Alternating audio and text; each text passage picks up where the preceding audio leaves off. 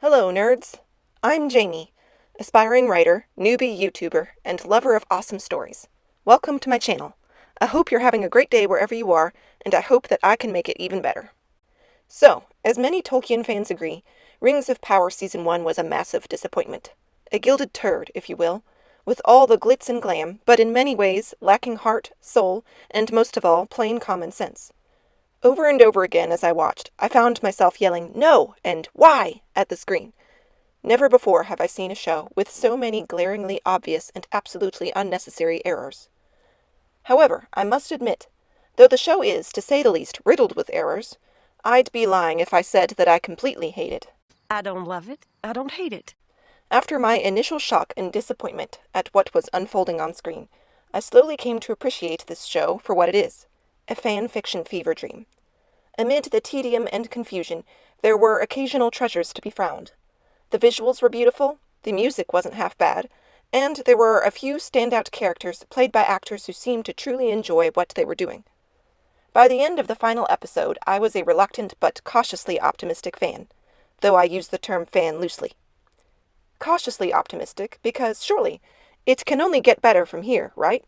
This season was a turd, but surely next season can't possibly be this bad. Either way, I know myself. I'm going to watch Season 2, as probably most of us will, despite our loud and valid complaints.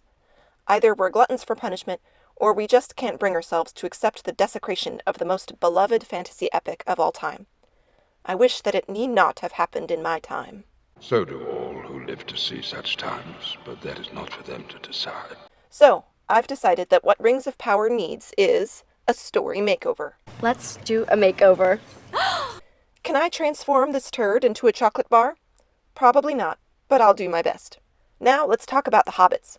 Now I know that the show calls them Harfoots, but I'm going to call them hobbits, because that's what they are. Every time the word Harfoot is used, it pulls me right out of the story.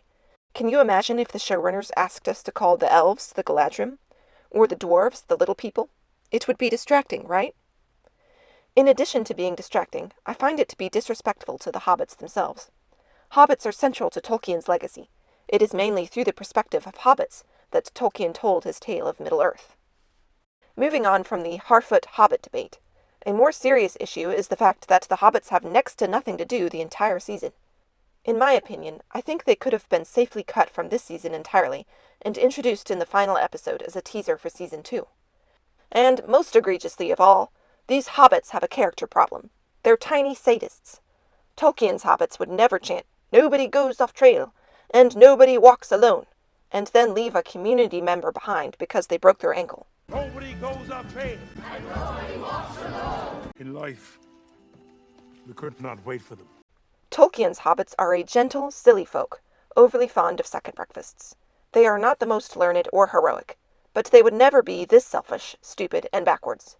In fact, a central theme behind Tolkien's hobbits is that underneath their sweet, silly exterior, they have a strong backbone of strength, courage, love, and loyalty that is nearly unbreakable. You can learn all that there is to know about their ways in a month, and yet after 100 years, they can still surprise you. I understand what the writers are trying to do, even though it didn't work. They were trying to go back in time and imagine a more primitive type of hobbit, showcasing the hobbits' character development from small, timid creatures, fearful of the big folk and of their own shadow, to the future fearless, adventuresome heroes like Bilbo, Frodo, and Sam. But it just doesn't work. Instead of sympathizing with their character growth, we as an audience are disgusted by their cruelty. Besides, the showrunners could have made the exact same moral point by focusing on the hobbit community's response to Baby Gandalf, progressing from rejection of the other to understanding and acceptance. There was no need for the hobbits to take out their fears and prejudices on each other.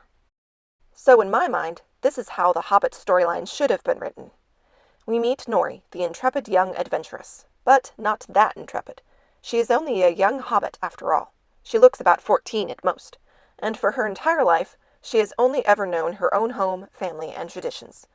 So, when she and her friend Poppy see the comet crash and find Baby Gandalf in the fiery crater, Nori is intrigued and wants to help, but all she can muster up the courage to do is give Baby Gandalf some food and a warm blanket that her stepmother made for her. Nori has a kind heart and doesn't want Baby Gandalf to be hungry and cold. Baby Gandalf gratefully accepts these gifts, but when Nori and Poppy turn to leave, He tries to follow them back to camp. They shoo him away and make a run for it. Baby Gandalf follows them, not because he's trying to be creepy, but because he's had his memory wiped, he's totally new to this world, and he has nowhere else to go. Plus, he's still hungry and wants more food. By the way, I simply don't believe that tiny little Nori and Poppy are strong enough to put a huge, unconscious Baby Gandalf in a wheelbarrow and push him out of a deep crater. This alternative plotline solves that problem. Nori pleads with Baby Gandalf not to follow them, and that she'll bring him some more food tomorrow, but he doesn't understand. Nori feels guilty about running away and leaving Baby Gandalf behind, but she figures she has already done everything she can do, and that she has no right to put her clan in danger. Nori and Poppy run faster, and they think they've lost him, but the next morning, Baby Gandalf shows up at the camp. There's an uproar as the hobbits try to run away. When that doesn't work, they try to fight him off. When the hobbits have Baby Gandalf cornered, surrounded by their pitchforks, Nori can't keep quiet any longer. She steps forward to shield Baby Gandalf, admitting that she gave him food the previous evening, and that is why he followed her back to camp. At first, the other hobbits can't believe that one of their own would do something so foolish. But then, Nori's mother recognizes the blanket that Baby Gandalf was wearing, and realizes that Nori must have indeed given it to him. The hobbits are shocked. But the hobbits have to admit that, obviously, Baby Gandalf isn't much of a threat. Instead of unaliving Baby Gandalf, like they were thinking of doing at first, they decide to pack up and leave for their migration early. Everyone is under strict orders to completely ignore Baby Gandalf, and not to give him so much as a scrap of food. They figure that if they do this long enough, soon Baby Gandalf will go away. For a couple days, Baby Gandalf sadly trails a few hundred feet behind the migration. He still has no idea who he is, where he is, or what to do.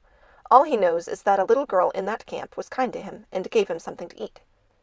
Soon, Nori can't stand it any longer. She begins to sneak away and leave food where Baby Gandalf can find it. The other children catch on to what Nori is doing, and they begin leaving presents of food for Baby Gandalf to find as well.